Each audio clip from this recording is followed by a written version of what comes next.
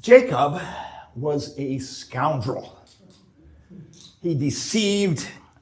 He was a schemer. He was a man who couldn't be trusted. He deceived his father. He deceived his brother. He deceived his uncle, his wives, and who knows who else. Now, Jacob was born with a twin brother named Esau. And even when they were born, Esau came out first because Esau was the older brother. But even as he came out of the womb, Jacob's hand reached out and grabbed his foot as if to say, "You can't get away from me." So from the very beginning, from the moment of their birth, they were engaged in a sibling rivalry. And their sibling rivalry was made worse because their father, Isaac, loved Esau, and their mother, Rebekah, loved Jacob. Not a good recipe for a healthy family. Then when they were young men and they grew up, Esau liked to hunt game, and Jacob liked to stay in the tent and cook. And one day, Esau came in from hunting and he was famished. And he said to Jacob, "Give me some of that stew you're cooking there. I'm hungry." And Jacob said, "Oh, only if you give me your birthright."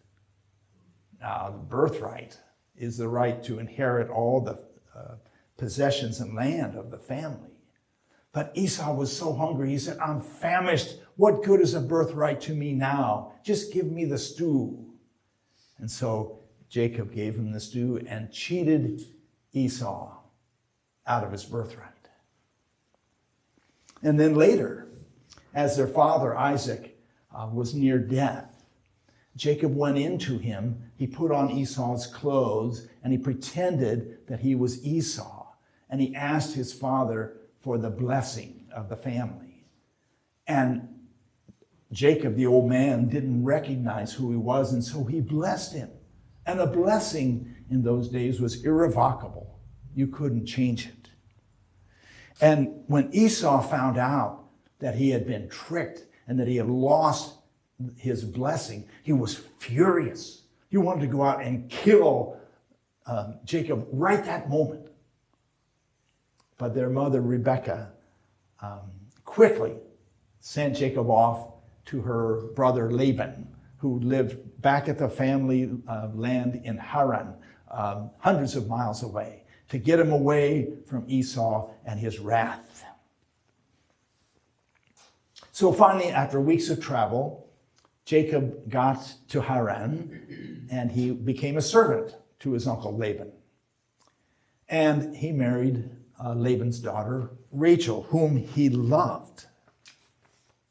Well, actually, he married two of Laban's daughters, Rachel and Leah, because Uncle Laban tricked him into marrying both of them. So Uncle Laban was as much of a scoundrel as Jacob. 20 years went by, and Jacob became very rich in flocks and herds, and he decided it was time to go back to his home and be with his family. And before he left, he tricked Laban in to give him the best of the flocks and the herds. He was always a scoundrel. So Jacob set off with his wives and his servants and his flocks and his herds, and he started this long journey, weeks-long journey back to his home. Now, here was the problem that Jacob faced.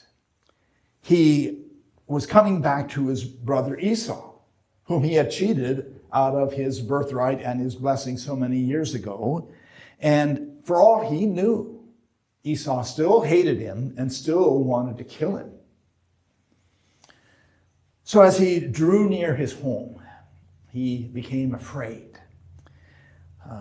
He had been told that Esau was coming out to meet him with 400 armed men. And so Jacob took his wives and all his flocks and his herds, his servants, everything, and he took them across the river Jabbok to a pasture where they would be safe. And he himself stayed alone that night by the river Jabbok. Now the story says that a man wrestled with Jacob all night long.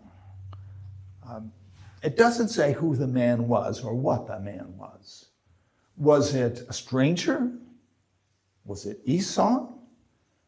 The story makes it sound like it was an angel or a divine being of some kind.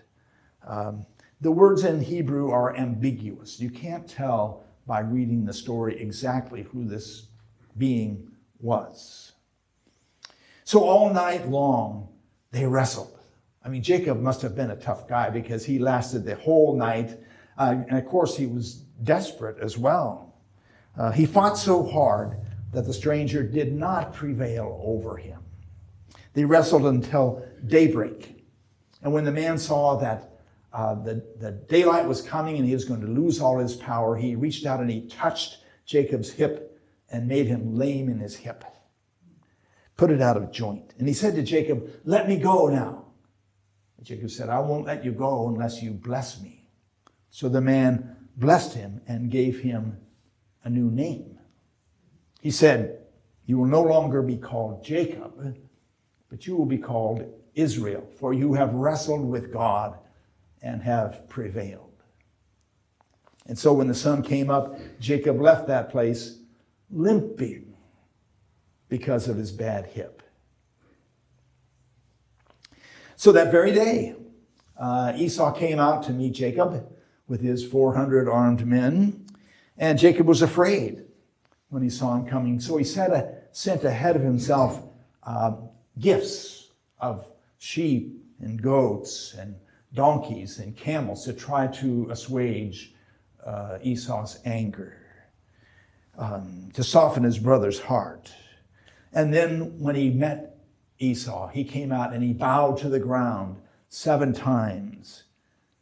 But Esau ignored all that, and he embraced his brother, and he cried over it. They wept together and kissed each other. So they were reconciled. Esau accepted Jacob's apology. He accepted the presents that he had given them, and they were able to live together without animosity after that. I mean, it's one of the great stories of reconciliation and forgiveness in the Bible. But here's the question. How was it that Jacob, who was a scoundrel if there ever was one, come to the point where he could ever bow down to his brother and ask for forgiveness? What changed this scoundrel to being a person who could ask forgiveness? Well, I would have to say it was that night at the river Jabbok when he wrestled with a man, with the angel, or whatever it was. So I would have to say that the man that Jacob was wrestling with was himself. He was wrestling with his conscience all that night, which is in a way saying that he wrestled with God, because our conscience is God in our ear. So in his wrestling with himself, Jacob was finally facing up to what he had done. He had cheated his brother, his own brother, of his birthright and his blessing, and he knew it. So you can imagine this wrestling he did with himself that night. He said, "Oh man, I cheated Esau bad. I really screwed up. Wish I'd never done that." But on the other hand, it wasn't that bad. I mean, brothers do this all the time. And besides, he's probably forgotten by now, right? But on the other hand, Esau has 400 armed men with him, and if he's angry with me, he could slaughter all of us. Me, wives, children, everything, and then take the flocks and the herds. So maybe I should turn around and go back. No, it's too late for that. Maybe I should try to find him. No, that's hopeless. I wish I hadn't been so foolish when I was younger. I wish I hadn't cheated him out of his birthright and his blessing. What was I thinking? What if I begged for forgiveness? Would he go for that? Will he let me go? It's so humiliating. So round and round he went, arguing with himself about what he should do. He was wrestling with his conscience, I think, and maybe with God as well. So somehow he came through that night a changed person. He saw himself as a new person with a new name. And he knew what he had to do then, and he was ready to do it. Now, this change did not come without a price. The story said that his hip was put out of joint and that he walked with a limp ever after that. And I think that means that he had to live with the knowledge of his transgressions. He had to live with the pain of what he had done, the pain of his errors. He wasn't a prideful, arrogant young man anymore. He was older. He was wiser, more modest, more humble. And ultimately, Jacob got the blessing that he was seeking. There was plenty of land for both him and Esau, and they split up the land, and they both prospered and had big families and plenty of wealth. And Jacob's 12 sons became the leaders of the 12 tribes of Israel. So he got the blessing. Now, there is a moral to this story, I think. And that moral is, you don't get the blessing unless you're wounded. You don't get the blessing without being wounded. If Jacob had not wrestled with his conscience that night at the river Jabbok, he wouldn't have been able to meet Esau with his conscience clear. He wouldn't have been able to embrace his brother. He wouldn't have got the blessing. It was the wrestling that wounded him, and he had to live with that wound. He had to live with a limp for the rest of his life. I think that most of us would agree that any growth in our life usually comes with a price. We haven't become ourselves without having to do some serious wrestling with ourselves or with God. It's in the struggling, it's in the wrestling that we become ourselves, our authentic selves, who we are meant to be. We don't get the blessing without being wounded. And so we go on in our lives being blessed and being a blessing, limping as we go.